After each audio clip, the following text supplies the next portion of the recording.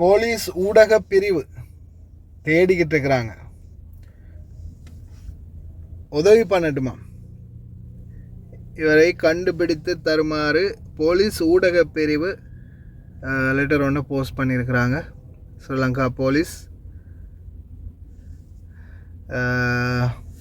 இந்த சம்பவம் வந்து பார்த்திங்கன்னா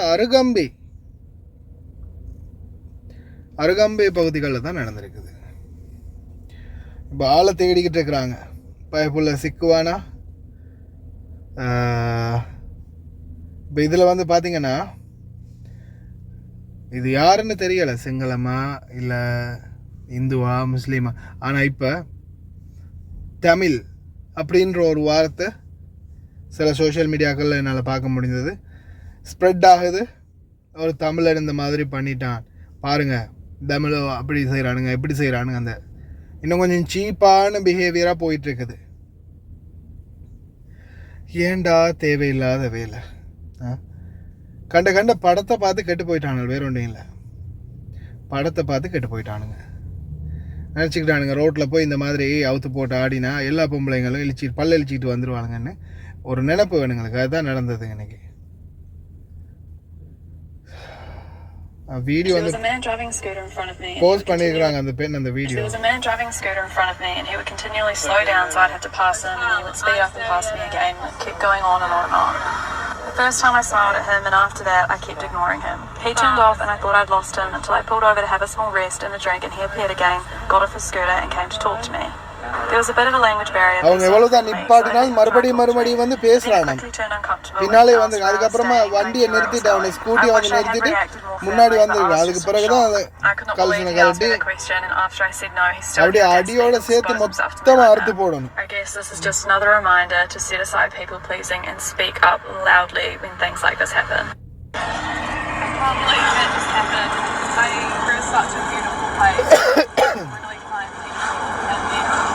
Something like that happens. Now I'm just going to be on edge for the rest of my trip. I'm alone and that just wasn't. I'm not going to let it ruin my trip, but it's knocked my confidence back a little bit. Solo travelling. It's the price you pay for being a solo female. It shouldn't be, but unfortunately, like, it's reality. Now I'm just angry that man has made me feel like this. No, definitely not. No. No. No. No. Please. There was a man driving. அவ வந்து அவட பேஜில் இதை post பண்ணியிருக்கிறான். சரியா, அவட Twitter பேஜில் கூட இதை போஸ்ட் பண்ணியிருக்கிறான். இலங்கையில் woman is not safe, it's going alone. The man is behavior like this in Sri Lanka. கேவலமா போச்சு. நல்ல பேர் வாங்கி கொடுத்துருக்கானுங்க நாட்டுக்கு. எந்த ஏரியாவில் இருக்கான் இவன், எங்கே தலைமறைவாக இருக்கான்னு பார்த்து இந்த மாதிரி ஆட்களை எல்லாம் தேடி பிடிக்கணும். பிடிச்சி சரியான ஒரு பனிஷ்மெண்ட் ஒன்று கொடுக்கலன்னு வச்சுக்கோங்களேன், ரொம்ப கஷ்டமாக போயிடும். இந்த மாதிரி ஆட்களுக்கெல்லாம் சரியான ஒரு தண்டனை கொடுத்தா தான் இதன் பிறகாவது இந்த மாதிரி செயல்பாடுகளில் ஈடுபடுறதுக்கு கொஞ்சமாவது சிந்திப்பானுங்க. இந்த மாதிரியான சில கீழ்த்தரமான சில வெறி பிடித்த நாய்கள் தான் ரோட்டில் போகிற பெண்களை கூட விடாமல் சீன்றது, சின்ன பிள்ளைங்களை கூட, வயதான மூதாட்டிகளை கூட விடாதவனுங்க தான் இந்த மாதிரி ஆளுங்க. இந்த மாதிரி ஆட்களுக்கு ஒருத்தனுக்கு சரியான சூடு சொர்ண உள்ள அரசாங்கம் அதிகாரிகள் சரியான தண்டனை ஒன்று கொடுத்தா அதுக்கு பிறகு இன்னொருத்தன் பொம்பளை மேலே கை வைக்கிறதுக்கோ இல்லை இந்த மாதிரியான கீழ்த்தரமான செயலை செய்கிறதுக்கோ பயப்படணும். சரியான ஸ்ட்ரிக்டான ஒரு பனிஷ்மெண்ட் ஒன்று கொடுக்கணும். உலகமே திரும்பி பார்க்குற அளவுக்கு இருக்கணும் பனிஷ்மெண்ட். அப்படி இல்லாத பட்சத்தில் இந்த மாதிரியான தெருநாய்கள்லாம் திருந்தாது.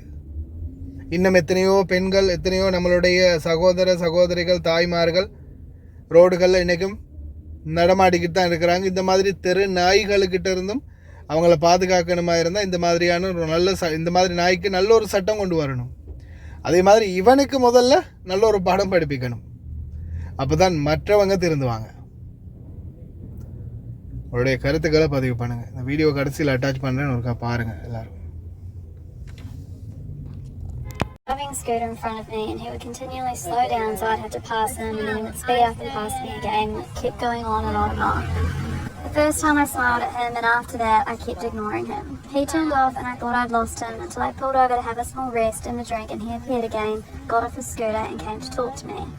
There was a bit of a language barrier but he seemed friendly so I let him try to talk to me. But then it quickly turned uncomfortable and he asked where I was staying and I knew where it was going. I wish I had reacted more firmly but I was just in shock. I could not believe he asked me that question and after I said no he still had the audacity to expose himself to me like that. I guess this is just another reminder to set aside people pleasing and speak up loudly when things like this happen. I can't believe that this happened. I grew such a beautiful place with really kind people and then something like that happened.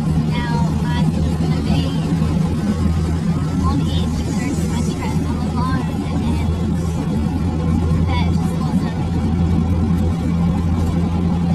I'm not going to let it ruin my trip, but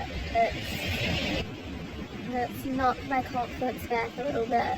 Solo travelling, the price you pay to being a solo female shouldn't be, but unfortunately, like, it's the reality.